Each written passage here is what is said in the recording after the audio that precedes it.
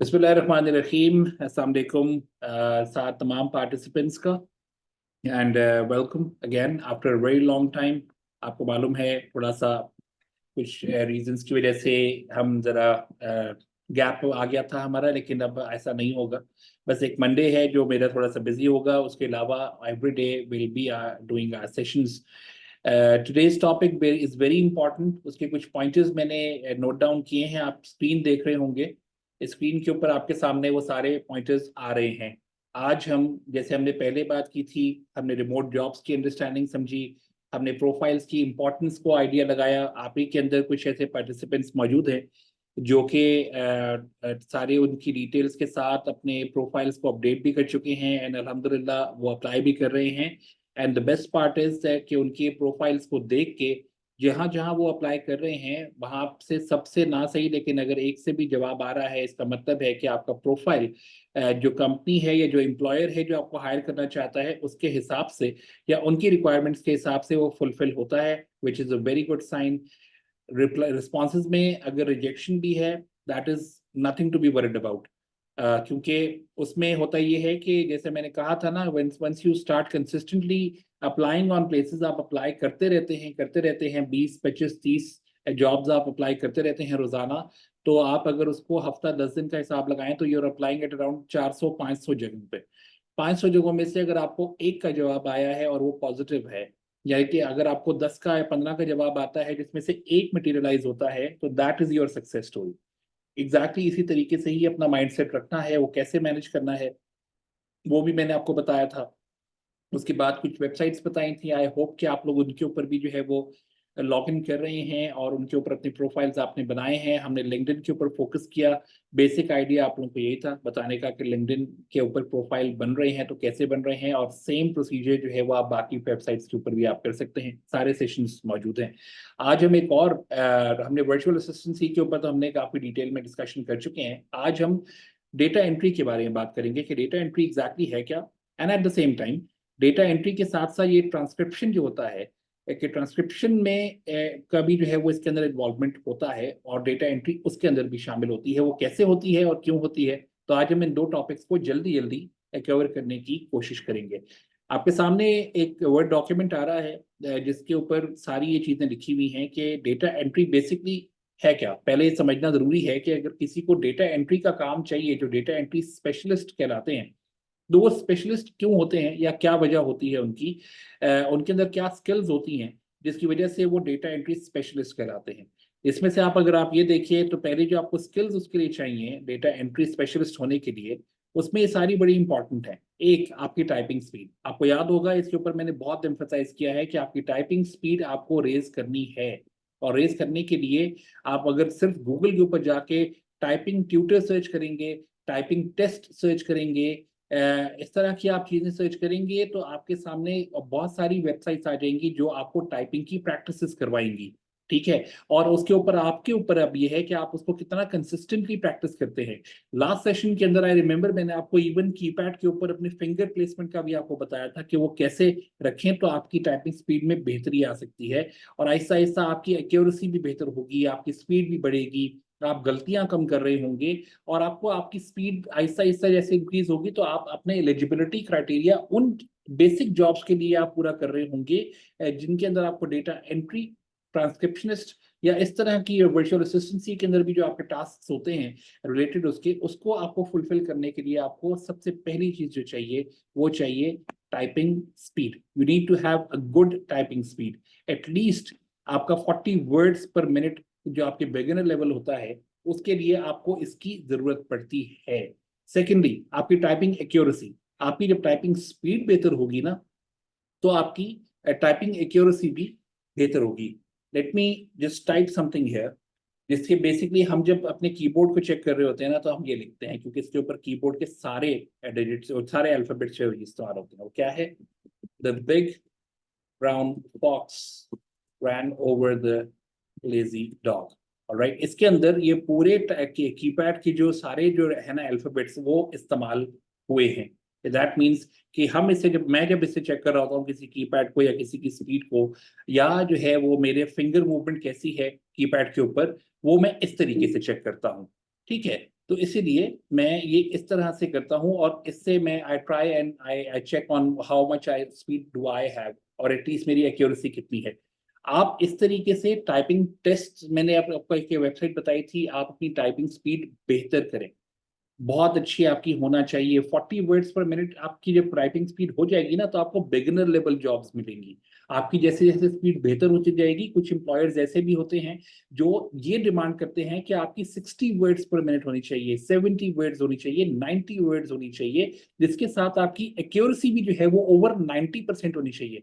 Accuracy से मतलब ये है कि अगर मैं यही लिखूं, यही जो मैंने यहाँ लिखा हुआ है, और मैं इसको जल्दी से लिखूं कि skill requirement for data entry, right.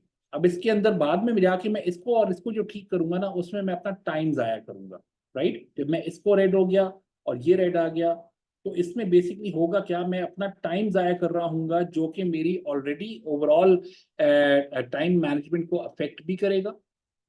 और उसके अंदर एक्सक्यूज मी, मैं इन दोनों को भी करूँगा, ओके। तो उसके अंदर जो है वो मेरा ओवरऑल जो मेरा जो टास्क है उसके अंदर भी डिले लेके आएगा। तो that is why the first thing that you need is to practise your typing speed and make it better. आपको ये बहुत जरूरी है कि आपकी ये टाइपिंग स्पीड जो है ये 40 वर्ड्स पर मिनट कम से कम होनी चाहिए। टाइपिंग एक्यूरेसी आपकी एटलीस्ट जो रिक्वायरमेंट होती है वो 90% एटलीस्ट होनी चाहिए, या इससे ज्यादा होनी चाहिए। Perfect scenario 100%। वाई? क्योंकि डेटा एंट्री की जॉब्स के अंदर आप ये अफोर्ड ही नहीं कर सकते कि आप किसी का दिया हुआ डेटा, किसी कंपनी का, किसी बंदे का, किसी एम्प्लॉयर का, आप उसके डेटा को गलत तरीके से उसके डेटाबेस के अंदर एंटर करें। ऑलराइट, ये आप अफोर्ड ही नहीं कर सकते, क्योंकि ये चीज जो है ये आपके अगेंस्ट जाती है। अगर आपकी टाइपिंग स्पीड अच्छी है तो उसके साथ साथ आपकी डेटा टाइपिंग एक्यूरेसी भी बहुत अच्छी होना बहुत जरूरी है। कम्युनिकेशन स्किल्स बहुत इंपॉर्टेंट होती हैं, क्योंकि आपको जब तक अगले की रिक्वायरमेंट क्या है, what exactly is your employer looking from you in your task, जब तक आपको वो समझ नहीं आएगी, जब तक आप उसको लेके उसके रेलेवेंट क्वेश्चंस नहीं करेंगे जो कि उस टास्क से रिलेटेड हो, और जब तक आपका कम्युनिकेशन लेवल जो है, अंडरस्टैंडिंग लेवल जो है, जो उसने टास्क दी है वो क्या है, वो कैसी है, वो कैसे करनी है, वो किस तरह से करनी है, जब तक आप इस चीज को नहीं समझेंगे, आपका आगे अपना काम सही से नहीं कर सकेंगे। तो that is why communication skills बहुत इंपॉर्टेंट है। कम्युनिकेशन कैन बी व्हाट्सएप पे, कम्युनिकेशन आपकी ईमेल पे हो सकती है, कम्युनिकेशन आपकी वैसे कॉरेस्पॉन्डेंस के ऊपर हो सकती है, फोन पे हो सकती है। आपको ये पता होना चाहिए कि आपकी टास्क एग्जैक्टली है क्या, और उसको समझने के लिए अगर आपको कोई चीज रेज करनी है, पहले से अंडरस्टैंड करनी है, for that you need ample relevant communication skills जो आपको पूरा करना है। ये जहन में रखिए कि डेटा एंट्री की जॉब जब मिलती है ना, तो वो टाइम उनके अंदर बड़ा इंपॉर्टेंट होता है। आई नो कि लाइबा जो है वो उनको एक दो जगह से जब ऑफर आई, तो उसको उनके पास ईमेल आया। ईमेल के ऊपर उनका एक टेस्ट दिया गया, जो मैंने आपको बताया था कि हर हर इंटरव्यू के लिए, हर जॉब के लिए, जो रिमोट जॉब होगी उसके लिए कुछ स्टेप्स होंगे जो आपको करने पड़ेंगे, जिसमें से एक स्टेप उनका यही था कि उनको 5 मिनट का टाइम दिया गया, उसके ऊपर कुछ टास्क लिखी हुई थी, उस टास्क को पूरा करना था। ठीक है, और उनका वो टाइम जो है ना, वो ऐसा नहीं था कि दूसरी साइड के ऊपर कोई बैठा हुआ बंदा 5 मिनट नोट कर रहा था, वो पूरा टाइमर ऊपर चल रहा था, और वो टाइमर 5 मिनट के बाद बंद हो गया, वो स्क्रीन ऑफ हो गई। ऑलराइट, तो उससे क्या होता है कि आप जब जब इस तरह से आप अपनी आप टाइम मैनेजमेंट करेंगे, तो टाइम मैनेजमेंट के साथ आप अपना जो टास्क होगा, आपका जो काम होगा, आपकी जो असाइनमेंट होगी, जो जॉब होगी, उसको टाइमली पूरा कर सकेंगे। So you need to learn the skills of time management. अपने आप को वैसे भी इन लाइफ भी मैनेज करना बहुत इंपॉर्टेंट होता है, डिसिप्लिन करना बहुत इंपॉर्टेंट होता है, इसी तरीके से टाइम मैनेजमेंट भी बहुत इंपॉर्टेंट होती है। You can stay lazy all day and do nothing and waste your time, and at the same time you can have a routine in your life जिसके अंदर भी आप अगर टाइम मैनेजमेंट करते हैं तो आपकी वो लाइफ हेल्दी होना शुरू हो जाती है। तो टाइम मैनेजमेंट जहां लाइफ के लिए इंपॉर्टेंट है, वहां आपकी रिमोट जॉब्स के अंदर भी आपके टास्क को, आपकी असाइनमेंट्स को पूरा करने के लिए भी बहुत इंपॉर्टेंट है, क्योंकि एट टाइम्स आपको बहुत लिमिटेड डेडलाइन दी जाती है काम करने के लिए, क्योंकि डेटा एंट्री का काम है ही इस तरह का कि एक तो ये कि इसके अंदर आपको प्रिसाइज होना बहुत जरूरी है, आपको एक्यूरेट होना बहुत जरूरी है, यानी कि आपके पास आप जो टाइप कर रहे हैं, जो आप जहां से भी आप उसको रिट्रीव कर रहे हैं, डेटा निकाल रहे हैं, और जहां आप इंसर्ट कर रहे हैं, वो आपका डेटा एक्यूरेट होना चाहिए, बिल्कुल सही होना चाहिए। 90% प्लस की एक्यूरेसी आपकी कम से कम आपको उनकी रिक्वायरमेंट होती है। आपकी टाइपिंग स्पीड अच्छी होनी चाहिए, आपकी अंडरस्टैंडिंग, आपका फोकस अच्छा होना चाहिए। तो इसीलिए time management is very important, कि आपको जब डेडलाइंस मिलेंगी, आगे काम आपको जब मिलना शुरू होगा, उसके अंदर आपको वो टाइम मैनेजमेंट अपनी करनी पड़ेगी। You can not be lethargic, you can not even do things जिसमें आप बेसिकली उस काम को इग्नोर करें। ऐसा नहीं होता है, ऐसा काम करते भी नहीं है। तो time management again is very very important. Point number 5, maintain sound working environment with no distractions. देखो आमतौर पे क्या होता है कि आप जब घर से बैठ के काम कर रहे होते हो ना, तो आपके पीछे घर का शोर भी हो सकता है, आपके घर वाले लोग होंगे, टीवी चल रहा होगा, बातें चल रही होंगी, आप इस तरह के डिस्ट्रैक्शंस हैं ये सारी, जो आपके फोकस को खराब कर सकती हैं, आपके फोकस को डिविएट कर सकती हैं। कोशिश ये करें कि आप जब काम करने बैठे ना, तो आप अपने आप को वर्क मोड में लेके आएं, और आपकी इन्वायरमेंट भी जो है ना, वो इतनी इतनी पुरसुकून होनी चाहिए कि जिसमें आप अपने आप दिमाग को सिर्फ एक तरफ लगाएं, अपने काम की तरफ लगाएं। इसलिए ये जो मेंटेनिंग साउंड वर्किंग एनवायरनमेंट है ना, ये बहुत इंपॉर्टेंट है। ना सिर्फ इसलिए कि जो है आपका काम के फोकस बढ़ता है, बल्कि इसलिए भी क्योंकि जब आप डेटा एंट्री के काम कर रहे होते हैं, तो आपको अपना ध्यान बहुत फोकस्ड रखना पड़ता है, आपको अपनी टास्क के ऊपर नजर रखनी पड़ती है। आप कहीं से डेटा रिट्रीव कर रहे होते हैं, नोट कर रहे होते हैं, और आप आगे किसी ना किसी के डेटाबेस को अलाइन कर रहे होते हैं। तो वो चीजें आपको करने के लिए आपको बहुत बेहतर और साउंड इन्वायरमेंट चाहिए। इसीलिए आपको ये इन्वायरमेंट मेंटेन अपने पास करना चाहिए, अपने आसपास में। ऑब्वियसली जैसे मैंने कहा, घर में बहुत लोग होते हैं, कुछ लोगों के घर में इतना स्पेस नहीं होता कि वो साइड पे होके काम कर सकें, लेकिन try, you need to give it your best, कि आप अपने आप को फोकस रखें। किसी तरह की भी डिस्ट्रैक्शन के अंदर जो है ना, वो आपका दिमाग अपने काम से नहीं हटना चाहिए। अपने काम को आप प्लान किया कीजिए।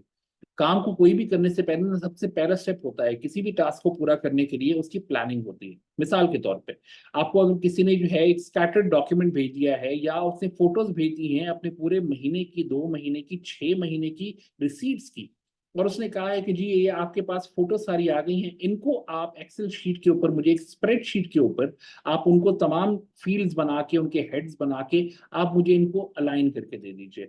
ठीक है। अब उसके लिए आपको पहले, सबसे पहले ये समझना है कि आपने शुरू कहाँ से करना है। If it is 6 months data, obviously आप टॉप टू बॉटम जा रहे होगे, तो from latest to the last जाओगे, यानी कि सबसे पहले लेटेस्ट जो डेटा होगा वो आप पहले उसके अंदर आप नोट करोगे, और उसके बाद जो है वो नीचे जाओगे, उसके अंदर से कैसे किस तरह से आपने एक्सट्रैक्ट करना है, उन फोटोज में से कौन सी ऐसी चीजें होंगी जो आपने निकालनी है, और निकाल के आपने आगे उनको अपने सामने रख के वहां से डेटा नोट करना है। ये तमाम चीजों के लिए आपको एक बहुत अच्छी स्ट्रैटेजी चाहिए। आपकी जब स्ट्रैटेजी ठीक होती है ना, तो आपके काम आसान भी लगता है, आपको काम करने में भी मजा आता है, और आप एक बहुत प्लान्ड, आपका मेंटली जो है ना, आप बहुत प्लान्ड होते हो। प्लान्ड से मतलब है कि आपको you you feel the comfort of working, मतलब आपको उसमें काम करने में आसानी भी महसूस हो रही होती है, क्योंकि आपको समझ आ रहा होता है। आपका जब फोकस होगा, आपका एनवायरनमेंट ठीक होगा, आपकी ओवरऑल आपकी आपकी स्पीड अच्छी होगी, आपकी एक्यूरेसी अच्छी होगी, और आपका प्लान भी साथ उसके साथ होगा अपने काम को पूरा करने का, तो डेफिनेटली आपका काम सही ही होगा। और इसीलिए ये चीज बहुत इंपॉर्टेंट है कि you need to plan your work. Again, आपकी प्रायोरिटी लिस्ट होनी चाहिए। मिसाल के तौर के ऊपर, अगर आपको आज कोई काम मिला हुआ है और उसकी एक डेडलाइन है 3 घंटे की, तो वो 3 घंटे आपके डेडिकेटेड होने चाहिए उसी असाइनमेंट के लिए। यू अंडरस्टैंड, उसकी असाइनमेंट के लिए डेडिकेटेड होनी चाहिए, ना कि आप उस टाइम पे ये सोचें कि चलो ये काम तो हो ही जाएगा, और जॉब्स कर अप्लाई कर लेते हैं, कहीं और देख लेते हैं, कुछ और कर लेते हैं। ऐसा नहीं होता है। देखो ये जहन में रखो कि व्हेन यू वर्किंग, जब आप काम करने के नियत से बैठे होते हो ना, तो वो टाइम आपका सिर्फ काम का होता है, सिर्फ, ओनली, और कुछ नहीं होता।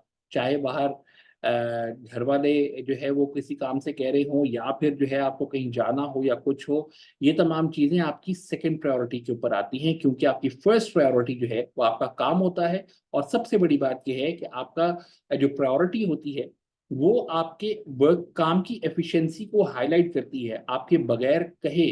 जब आप टाइमली काम करते हैं, जब आप ठीक काम कर रहे होते हैं, जब आप अपने एम्प्लॉयर को उसने जो आपसे एक्सपेक्टेशन लगाई हुई है वो आप डिलीवर कर रहे होते हैं, तो आपकी उसके सामने ऑलरेडी रेपुटेशन बहुत अच्छी बन रही होती है। ये भी जहन में रखिए कि आपको अभी एंडोर्समेंट्स मिलेंगी। जब आपको काम मिलेगा ना, तो आप जब काम अपना अच्छा करोगे तो आप अपने क्लाइंट से ये कहेंगे कि आपको वो इंडोर्स करे, लिंक्डइन के ऊपर करे, आपके प्लेटफॉर्म के ऊपर करे, और वो आपको इंडोर्समेंट अच्छी आनी चाहिए अगर आप उसका काम सही करेंगे। Again, it is all about priority of giving importance to work. आपके काम को आप कितनी अहमियत देते हैं, आप खुद को कितनी अहमियत देते हैं, और आपके लिए ये काम जो आपको मिला हुआ है वो कितना इंपॉर्टेंट है। ये आप ही इसको अपने लिए बाउंड्रीज आप इसकी सेट कर सकते हैं। कम से कम एक चीज ध्यान में रखिए कि जब काम होता है ना, तो और कुछ भी नहीं होता। There is nothing else more important than work. So know this कि आपकी ये प्रायोरिटीज सेट होनी चाहिए। हमेशा जल्दी शुरू करें। जरूरी नहीं है कि अगर आपका टाइम जो है या आपका काम का टाइम जो है वो let's say if it starting at 9 in the morning, तो यू आप उससे पहले जो है वो आपने कुछ नहीं करना। आप उससे पहले you can do your all of these things. ये तमाम चीजें ये आप कर सकते हैं, उससे पहले करें। बिकॉज जब आप काम के लिए बैठे और आप टाइम पे बैठे, तो आपको उससे पहले आपका प्री वर्किंग या होमवर्क आपका पूरा होना चाहिए, आपका प्लान तैयार होना चाहिए, आपकी टाइम मैनेजमेंट का आपका आइडिया होना चाहिए, आपकी स्ट्रैटेजी मेंटेन होनी चाहिए, और आपकी प्रायोरिटी लिस्ट क्या है, किस तरह से आपने उस काम को पूरा करना है, उसके स्टेप्स आपको क्लियर होने चाहिए। फॉर दैट आपको 9 बजे से ही बैठ के ये तमाम चीजें नहीं सोचनी है, ये आपने पहले सोचनी है, क्योंकि इस चीज के लिए आपको एम्प्लॉयर ने आपका टाइम एंगेज नहीं किया हुआ। आपको अर्ली स्टार्ट करना चाहिए। सबसे इंपॉर्टेंट बात, लर्निंग बाउंड्रीज एंड लिमिटेशंस। हमेशा अपनी लिमिटेशंस और बाउंड्रीज को जहन में रखें। यू नीड टू नो कि आपकी कुछ बाउंड्रीज हैं। एक बाउंड्री ये होती है डेडलाइन। डेडलाइन मतलब है कि अगर आपको क्लाइंट ने 2 घंटे का, 3 घंटे का, 5 घंटे का टास्क दिया हुआ है, 1 घंटे का टास्क दिया हुआ है, तो आपको ये पता होना चाहिए कि आपके लिमिटेशंस जो है वो 1 घंटे के अंदर ही लिमिटेड है। आपकी प्रायोरिटी, आपकी टाइम मैनेजमेंट और आपकी जो है प्लानिंग जो है, वो तमाम चीजें उस लिमिटेड टाइम के अंदर, उस लिमिटेशंस के अंदर ही मैनेज की जाएंगी। उसके आपकी बाउंड्रीज भी वहीं तक मेंटेन होंगी, आपकी हर चीज होगी। आपकी स्पीड, आप काम की स्ट्रैटेजी, आपका काम करने का तरीका, ये तमाम चीजें आपकी डेडलाइन के ऊपर मेंटेन होती हैं। That is why you have to understand कि एवरी वर्क, हर काम की कोई रिक्वायरमेंट होती है, और वो रिक्वायरमेंट में आपकी बाउंड्रीज और लिमिटेशंस हर काम के हिसाब से डिफरेंट होंगी। लेकिन आपको इस चीज को अपने जहन में रखना है। डिटेल्स के ऊपर अटेंशन देना बहुत इंपॉर्टेंट है। ये जहन में रखिए, डेटा एंट्री के अंदर होता ये है कि आमतौर पर कंपनीज आप अपना बड़ा कॉन्फिडेंशियल डेटा भी कई दफा आपसे शेयर कर रहे होते हैं, क्योंकि वो आपसे ये एक्सपेक्ट करते हैं कि आप उनके डेटा को मैनेज करके दे देंगे, उसको एंटर करके दे देंगे। किसी के पास रसीदें होंगी वो आपको देगा, और आप उसको डिजिटल उनके प्लेटफॉर्म्स के ऊपर या डिजिटली जो है आप उसको मेंटेन करके दे रहे होंगे। वो तमाम चीजों के लिए जब उनका डेटा आता है ना, उस डेटा के ऊपर ऐसा नहीं हो सकता। You can not make this kind of mistakes कि अगर आपके उस लिस्ट के ऊपर जो आपके सामने आई हुई है उसके ऊपर अगर नाम लिखा हुआ है किसी का, लेट्स से हमजा आमिर, और हमजा आमिर के आगे उसकी डिटेल्स लिखी हुई है, उसका एड्रेस लिखा हुआ है, उसकी बैंकिंग डिटेल्स लिखी हुई हैं, या और उसके बारे में जो भी डिटेल्स होंगी, वहां पे कोई सेल पॉइंट होगा, किसी की रसीदें होंगी, वो किसके नाम की कटी हुई हैं, किस डेट की हैं, क्या सीरियल नंबर है, ये तमाम चीजें आप उसमें गलती नहीं कर सकते। You can not afford it. मैं आपको सिंपली बताऊं, अगर आपने इस तरह की गलतियां कभी कर भी दी ना, तो ये रेस्ट एश्योर्ड कि आपको वो एम्प्लॉयर आपको काम भी आपको और नहीं देगा, और आपसे वो काम भी आपसे आगे करवाने से मना कर देगा, क्योंकि ये चीज एक ऐसी है जिसके ऊपर कोई कॉम्प्रोमाइज नहीं है। इसीलिए हमेशा जब भी आप अपना डेटा एंट्री का काम कर रहे हो, हमेशा उसको प्रूफ रीड कीजिए, हमेशा रीचेक करें। ये बहुत जरूरी चीज है, रीचेक करें सबमिट करने से पहले। जरूरी है, क्योंकि again importance of details is very important.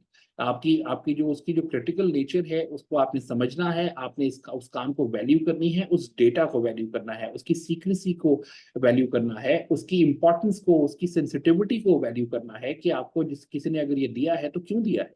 तो इसीलिए हमेशा अपने काम को सबमिट करने से पहले उसको रीचेक कीजिए, उसको प्रूफ रीड कीजिए। एक और स्किल बहुत इंपॉर्टेंट है कि कई दफा ऐसे क्लाइंट्स भी आपको मिलेंगे जो कहेंगे कि ठीक है जी, मैं ये चाहता हूं कि आप मेरे लिए, मैं आपको टॉपिक्स देता हूं, मेरे लिए आप डेटा रिसर्च भी कीजिए उसका। और उसका डेटा निकाल के उसको कंपाइल करके मुझे एक डॉक्यूमेंट बना के दें। अगर आपने स्टेटिस्टिक्स रिसर्च करनी है तो वो आपसे कहेगा मुझे एक स्प्रेडशीट बना के दें, राइट, कि एक स्प्रेडशीट बना के दें जिसके अंदर मैं जब देखूं तो मुझे रिसर्च ना करनी पड़े, वही ढूंढना ना पड़े, मेरे सामने जो है वो एक पूरी डिटेल आगे समरी के तौर के ऊपर सामने मौजूद हो जिसका मैं रेफरेंस ले सकूं। उसके लिए आपके लिए अंदर ability to research and create data, ये बहुत इंपॉर्टेंट है। आपको रिसर्च करना आनी चाहिए। आई बिलीव आप में से ज्यादातर जो हैं वो सारे स्टूडेंट्स हैं, आप लोग अभी पढ़ रहे हो, तो ऐसे में तो आप लोग अपने असाइनमेंट्स भी करते होंगे, अपने थीसिस भी करते होंगे, उसके लिए भी रिसर्च करते होंगे। जो रिसर्चेज आप लाइब्रेरी में बैठ के करते हैं, इस एग्जैक्टली उसी तरीके की रिसर्च आप ऑनलाइन बैठ के भी कर सकते हैं। google.com जो है वो उसके पास हर इंफॉर्मेशन है, ठीक है। दूसरा एक टूल है चैट जीपीटी। चैट जीपीटी को आप हर चीज के लिए इस्तेमाल कर सकते हैं। आपको कुछ ना समझ आ रहा हो, आप अपना सवाल उसके ऊपर रखिए, टाइप कीजिए, और वो आपको उसके काफी रेलेवेंट आंसर्स आपको दे देगा। ये जहन में रखते हुए कि चाहे ये जितने भी टूल्स हैं, ये सारे इलेक्ट्रॉनिक टूल्स हैं, they can never and have not been able to compete with the human intelligence. यानी कि आपकी उसके अंदर अप्रोच क्या है, उसको कोई भी कंप्यूटर, कोई भी टेक्नोलॉजी compete नहीं कर पाती है। वो जो ह्यूमन एंगल आता है ना, जो ह्यूमन एलिमेंट आता है, आपकी इंटेलिजेंस, आपकी क्रिएटिविटी, आपकी इनोवेशन, आपकी स्ट्रेटजी, आपकी प्लानिंग, ये तमाम चीजें जो हैं ये कंप्यूटर आपको नहीं करके दे सकता। तो इसलिए 100% उसके ऊपर बैंक किए बगैर आप अपनी रिसर्च और अपनी डेटा क्रिएशन की स्किल्स को जो है वो प्रैक्टिस करें। प्रैक्टिस करने का मतलब ये है कोई भी टॉपिक उठाइए, आप यूट्यूब पे सर्च कीजिए, किसी तरह का भी कोई टॉपिक हो उसके ऊपर रिसर्च करनी है तो कैसे करेंगे, कहाँ से निकलेगा डेटा उसका। कोई अगर फाइनेंशियल कंपनी है, मेडिकल कंपनी है, एडमिनिस्ट्रेटिव कंपनी है, उनका क्या एक्सपर्टीज है, वो उसका डेटा रेलेवेंस कहाँ से निकल सकती है, कहाँ से उनके कंपेटिटर्स कौन है, उनके स्टेटिस्टिक्स क्या हैं, ये तमाम चीजें करने के लिए आपको गूगल के ऊपर सर्च करना आना चाहिए। You need to know how to search, how to do your research, और आप वो डेटा जो आप सामने रखें वो ऑथेंटिक होना चाहिए, आप उसको स्टैब्लिश कर सकें, आप उसको रेफरेंस उसका ले सकें। तो ये तमाम चीज़ें आपके अंदर होना बहुत ज़रूरी हैं, जो कि मेरे ख्याल में आप लोग अगर थोड़ा सा कोशिश करेंगे, थोड़ा सा फोकस करेंगे, तो आपके अंदर ये तमाम चीज़ें ऑलरेडी मौजूद है। यूर स्टूडेंट्स, आप लोग अभी ये तमाम चीज़ें प्रैक्टिस कर रहे होंगे, आई एम प्रीटी श्योर। सबसे एक और इम्पॉर्टेंट चीज होती है कि हर कंपनी के अलग अलग सॉफ्टवेयर होते हैं। मिसाल के तौर के ऊपर अगर कोई ऑयल कंपनी है, मैं एक को जानता हूँ, अमेरिका में है, टेक्सास के अंदर है, और वो उनकी बहुत सारी ऑयल की सप्लाईज हैं मुख्तलिफ फ्यूल पंप्स के ऊपर।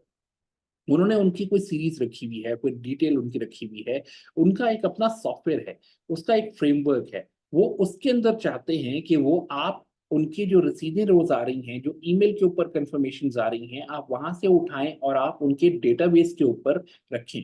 तो under you have to have a basic understanding, basic understanding जो कि आपको कई दफा आपके ऊपर जो चीजें हैं ना, आपके खास तौर के ऊपर आपको ये काम समझने की जो बात है ना, प्लान योर वर्क वाली बात है, और क्रिएटिंग प्रायोरिटी लिस्ट, आप जब अपने काम को समझ लेते हैं तो नेक्स्ट स्टेप इज कि वो काम तो आप समझ तो गए हैं, लेकिन आपने उसको आगे डिलीवरेबल कैसे करना है, आपने उसको आगे डिलीवर कहाँ करना है, उनको किस फॉर्मेट में चाहिए।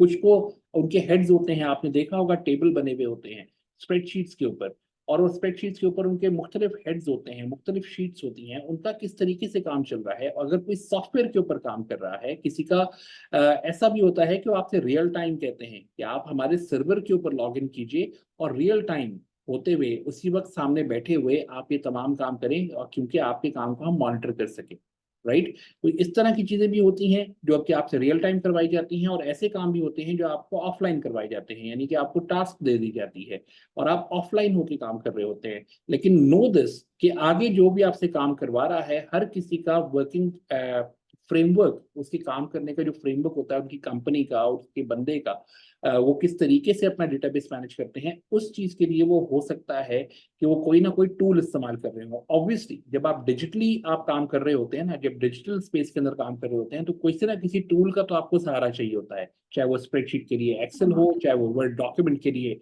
आपका क्या नाम है MS वर्ड हो, या इस तरह की कोई और प्लेटफॉर्म्स हो। तो you need to have a basic understanding of software, यानी कि बेसिक अंडरस्टैंडिंग सर, बिल्कुल आपको। जी, कौन है?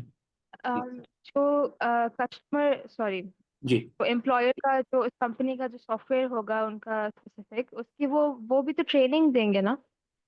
जी बिल्कुल देते हैं, वो आपको बताते हैं।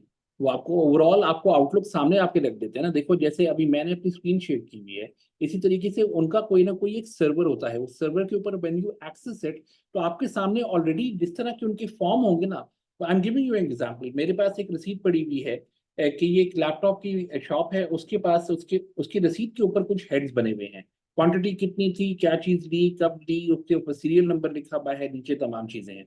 आपका जब जो एंट्री का आपको काम होगा ना, तो आपके सामने इसी तरह के हेड्स उनके सर्वर के ऊपर उसकी फॉर्म की शक्ल के अंदर पड़े हुए होंगे।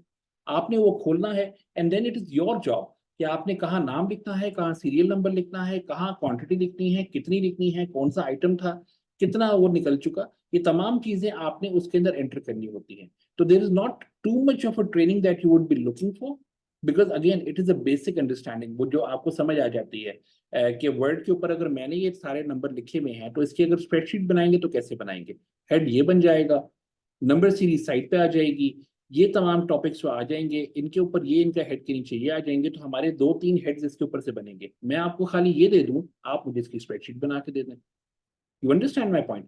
या फिर जो है वो या उनके सामने कोई ना कोई उनका अपना सीआरएम होता है, कस्टमर रिलेशनशिप मैनेजमेंट का एक पूरा फ्रेमवर्क होता है, उनका वर्क प्लेस होता है, उसके ऊपर भी इसी तरह के ही होगा। देर इज नथिंग जो आपके सामने ऐसी आएगी जो कि आपको आउट ऑफ द ब्लू आ जाए, यानी कि आपके सामने जो डेटा पड़ा हुआ हो उसके रेलेवेंट ना हो, ऐसा हो नहीं सकता। क्योंकि वो आपसे चाहते ही यही है कि आप अगर उनके पास अगर फोटो डेटा है, फिजिकल डेटा है, उनके पास कोई अनऑर्गेनाइज डेटा है, उसको ऑर्गेनाइज करना है, तो वो ऑर्गेनाइज कहाँ होगा, उसके लिए उनके ऑलरेडी हेड्स वो मौजूद होते हैं, आपने सिर्फ उसके अंदर एंट्री करनी होती है। राइट? तो इसलिए वो आपको बहुत राइट ज्यादा उसकी ट्रेनिंग की जरूरत नहीं है। तो कई दफा मैंने तो बहुत दफा ऐसा देखा है कि उनके फ्रेमवर्क सारे ऐसे ही होते हैं, उनका आउटलुक भी ऐसा ही होता है, जो कि बड़ा इजीली अंडरस्टैंडेबल होता है। हाँ, गलतियां तब होती हैं जब आप उसको ना समझ पाए, या फिर जो है अगर आप ना भी समझ पा रहे हो, देन यू डोंट आस्क। आप कहते हैं कि नहीं, मैं अगर मैंने पूछ लिया ना, तो वो कहेगा इसको इतना भी नहीं पता। Again that is where it is not right.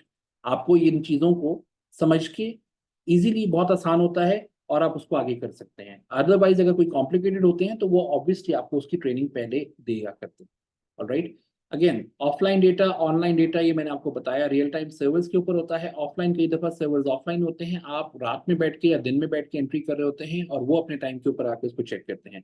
आपको एक और बेसिक अंडरस्टैंडिंग बहुत जरूरी है, आपको MS Word, MS Excel, PowerPoint, Microsoft Office और गूगल ड्राइव, ये कम से कम 3-4-5 चीजें ऐसी हैं जिसकी बेसिक नॉलेज आपको आना जरूरी है। इसी के ऊपर ही आप टाइपिंग करते हैं, इसी के ऊपर ही आप स्प्रेडशीट्स बनाते हैं, इन्हीं के ऊपर ही आपकी प्रेजेंटेशंस होती हैं, इन्हीं के ही ऊपर आप कई दफा गूगल ड्राइव के ऊपर आप अपने सारे डॉक्यूमेंट्स जो पूरे टास्क पूरी करके उसके ऊपर आप अपलोड कर रहे होते हैं। कैसे करने हैं, किस तरह से करने होते हैं, not this is not rocket science for students like you. आप लोगों को ये आना चाहिए।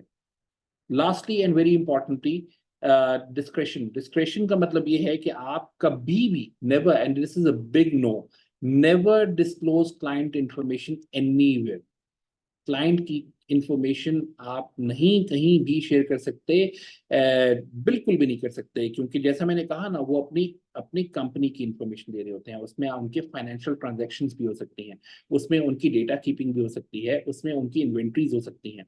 ये इंफॉर्मेशंस वो आप पे ट्रस्ट करके देते हैं, क्योंकि आपको उन्होंने हायर किया हुआ होता है। You can not go on sharing it on your social media platforms, या आप किसी से भी वो शेयर नहीं कर सकते, वो कॉन्फिडेंशियल होती है, वो आपका और आपके एम्प्लॉयर के बीच का अंडरस्टैंडिंग होती है।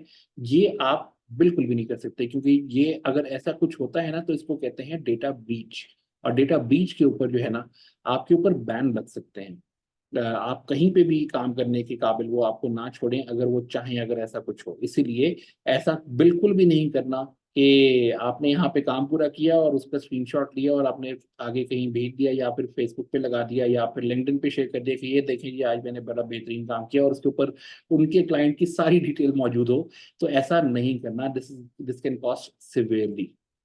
अब types of industries, I have been talking so much, मुझे पता ही नहीं चला मैं 33 मिनट बोल गया, 8 मिनट रह गए हैं। I will do it a little quickly.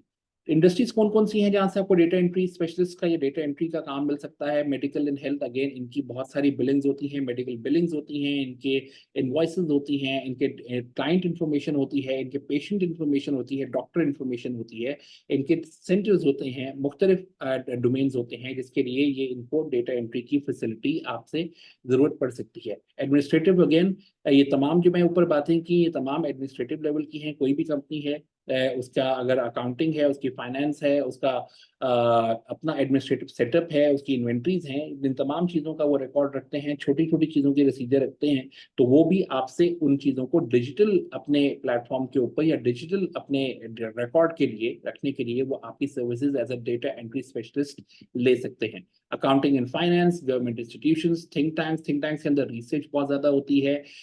इसमें कई दफ़ा ट्रांसक्रिप्शन को भी आप इसको अपने जहन में रखिए। इन तमाम चीज़ों के अंदर ऐसे बहुत सारे टास्क ऐसे भी होते हैं, खासतौर पे थिंक टैंक्स, गवर्नमेंट इंस्टीट्यूशंस के अंदर, जिसमें वो आपसे अपने ही इस राइटअप्स को रीराइट करने को कहते हैं, उनको ऑर्गेनाइज करने को कहते हैं, उनको समराइज करने को कहते हैं। That is where you do your transcription. आप उसको पढ़ के, उसको समझ के, उसको रिफ्रेश करते हैं, उनको आप रीराइट करते हैं, या आप उनको रीऑर्गेनाइज करते हैं, उनको क्लींस करते हैं, उनको एक्यूरेट करते हैं, उनके अंदर रिडंडेंसी खत्म करते हैं, उनके अंदर अगर आपके सामने एरर्स आ रहे हैं तो उनको हटाते हैं। वो तमाम आपकी चीजें जो हैं वो आपके ट्रांसक्रिप्शन का पार्ट भी बन जाती हैं साथ साथ। तो transcription and data entry are very very much related. थोड़ा सा फर्क है, वो फर्क केस में यही है कि ट्रांसक्रिप्शन के अंदर आपके पास पहले से कहीं ना कहीं कोई ना कोई राइटअप, कोई ना कोई डेटा आया हुआ होता है, और उसको आप रीराइट कर रहे होते हो, और उसको आप रीऑर्गेनाइज कर रहे होते हो, आप समराइज कर रहे होते हो। आप ट्रांसक्रिप्शन के अंदर इस तरह के काम करते हैं।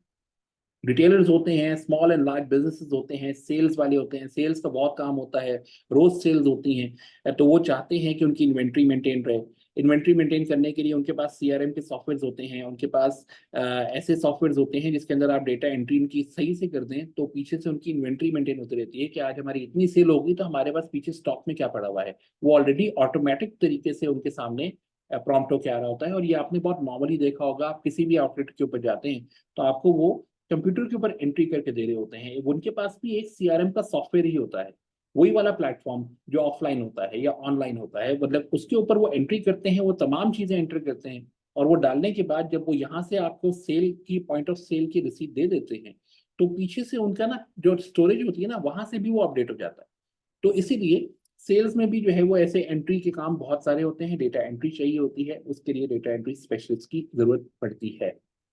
डेटा एंट्री के मुख्तलिफ आप उसको पोर्शंस में आप यू कैन डिविएट देम, या यू कैन एक्चुअली सब उनको आप क्या कहते हैं, आप उनकी ब्रांचेस अलग कर सकते हैं, जैसे कि कैटेगराइज कर सकते हैं। Data cleansing, data classification, data processing, data conversion. Data cleansing में क्या होता है? Organizing information in database, right, managing information in correct formats.